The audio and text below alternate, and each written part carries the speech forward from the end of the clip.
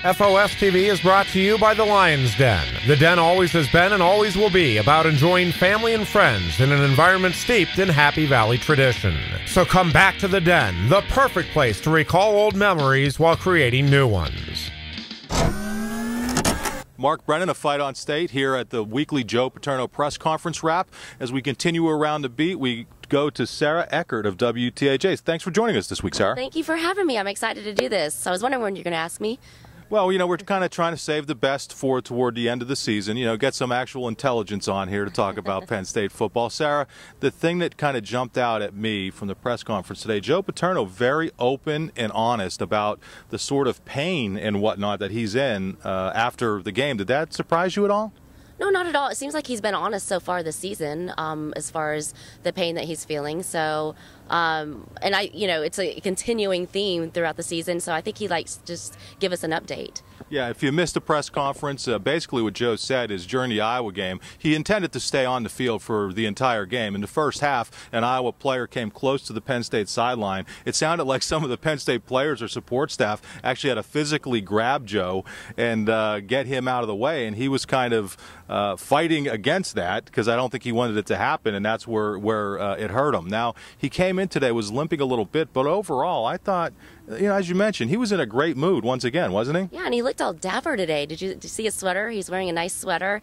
And it seemed like, I remember last week I noticed that he was moving well. He didn't have his walker or a cane or anything. And he said he felt great last week. And he had expected to be on the sideline the whole game, but unfortunately that didn't happen. So I'm glad that he's being cautious, though. Yeah. Because it's better to be safe than sorry. And we want him to be on the sideline more towards the tougher part of the Big Ten schedule. Now, more joking around from Joe this week after they went through the the conference call portion. He said, "I have a question. When are the guys here in the media room going to be able to ask the questions first? We ought to be able to ask questions first one of these weeks, right?" Right. That was really funny, and that was a good point. I'm glad that he pointed that out because he said that it seems like all the people through the phones ask the questions that we want to ask, and so when it gets to us, we don't have questions to ask, which of course we do. But that was a good, funny point that he made. Now, I don't know if it's good, bad, or whatever, but part of what we do every week is talk about the way Joe looks and sounds. What else came out of this press conference? What will people be able to see on on WTAJ? I don't want to say Channel 10 because you guys aren't officially Channel 10, but it's the CBS affiliate in Altoona, WTAJ. What are the sorts of things that you'll be reporting on that came out of that press conference? Well, each Tuesday in our 6 o'clock show, Sports, I do Paterno Tuesday report. And unfortunately, in TV, your reports can't be as long, so I can't cover as many details from the press conference as people on radio can. Right. But I'll just talk about hit some of the main points, give you an injury update, give you the update on the quarterback situation, which is of course an ongoing theme.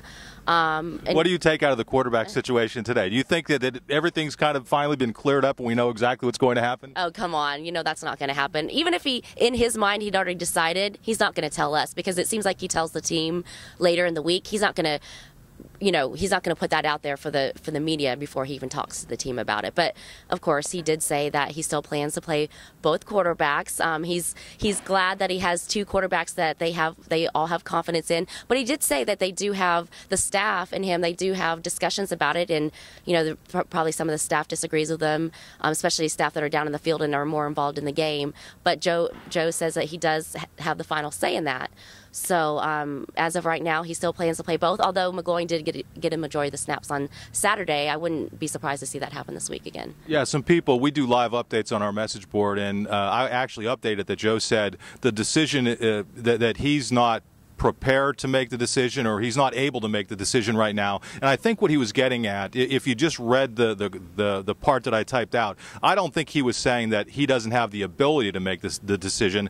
I think he was saying he does not think it's time yet. He thinks that the best way for them to win is playing two quarterbacks. I frankly don't get it. I mean, from my perspective, if you're worried about the consistency of the offense, about the offense making mistakes, and these were some of the things that he harped on, and he said they actually tightened up a little bit against Iowa.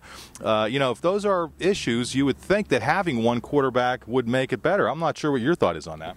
Yeah, I think they've struggled to find consistency all season, and it seems like especially in the red zone, and they've tried to fix it in so many different ways, but there's one glaring way to fix it, And it seems like, why not at least try that? Yeah. And they're lucky that it worked against Iowa, which is the team that, people were really worried about them beating, especially given the series history. But they did come out on top. So I think that gives them a little bit more room, wiggle room as far as still rotating in the quarterbacks. And I think they'll get, obviously get away with that against a lesser opponent in Purdue this week. But yeah, obviously, if you're still struggling in the red zone and nothing else is working and fixing it, then you got to do something to make the offense more stable. Yeah, Joe the other thing he talked about was the offensive line, and he was asked specifically if he challenged the toughness of the offensive line. He said he really didn't think that was the problem. He thought just playing more consistency, again, that word keeps popping up, and they definitely did do that against Iowa. He was happy with the way the offensive line played, and now the key is getting them to do it this coming week, obviously against Purdue, homecoming. Some other nuts and bolts type things on the injury front. It sounds like Brandon Beecham and Danton Lynn are both in green crosses. That means they're cleared for limited contact, but we're still not positive if either of those guys are going to be back. Right. He said he doesn't expect them to be back this week, but probably next week. But he did also say that cornerback Stephon Morris has practiced yesterday, and they expect him to be back, which, I mean, the secondary did a great job last week, but obviously that'll be a boost. Yeah, the other thing that jumped out at me, he talked about the depth they have at linebacker and how it's helped them absorb the loss of a Mike Maudie. And he also talked about their depth in the secondary. A guy like Willis came in and played real well for them. Obang, or Obang is what he called poor Stefan Obanga-Gayapong. And obviously Adrian Amos is a guy everybody's talking about, but he's clearly, he was asked about the improvement of the defense, and he seemed to think that the defense played really well last year. The stats didn't really bear that out, but obviously this defense playing great this year. Right, and I remember for WTAJ we did a big Penn State preview. So one of the stories I did was on the secondary, and I had a hard time deciding. They were saying that the secondary is supposed to be the best they've had here in years, because I guess it's kind of been a weak point in the defense. But we had a hard time kind of decide which unit was going to be the best on the defensive side of the ball, because you did have a lot of depth in the linebacker unit, secondary, just a lot of veterans all around, especially in the secondary. So obviously that bodes well, experience and having the depth, it helps with the injury situation. Last year, maybe not as much because they weren't as experienced, but having another year of experience helps with that depth. He was asked about the comment, Joe was asked about the comment he made at Big Ten Media Days that he might go another 4 or 5 years, and what did he have to say? Oh, gosh. He said he might go another how many years? 10? Yeah. Did he say 10? We know that's probably not going to happen, but you never know. It's the health issue, of course, I think, what it comes down to. So if he starts to feel like health-wise he can't stay out in the field and coach and stuff, then I think that's going to be the final blow. But he's still a little whippersnapper to me. So I mean, if he can still make sound decisions and be out in the field physically, then I can see him staying not 10 years, but a few more at least. I think the fact that he's not addressing that question now is actually a good thing. He's right. He said, on a serious note, he said that his focus has to be on Purdue, and I agree with that. On a week-to-week basis, he really has to focus on the task at hand. And, getting back to kind of his physical appearance and that sort of thing, he said if he's going to be a distraction on the sideline, that he's better off being up in the press box. I said it earlier in the year. I thought it would be better for him to be in the press box. And just looking at it and how close things may have come against Iowa, probably a better, just my take, and I'm not sure if you agree with this or not, but probably better if he does stick up in that press box at least until he's able to move a little better. Yeah, and I don't know if he'll be able to move a little bit better the whole season. Who knows? But I did ask some of the players about that, when he finally did get down on the sideline for the first time, even for the first half, not this past week, but the week before, what a difference he makes on the sideline. And he does make a difference. He's in their face. He just fires them up a little bit more. So I think it helps a little bit to have him on the sideline.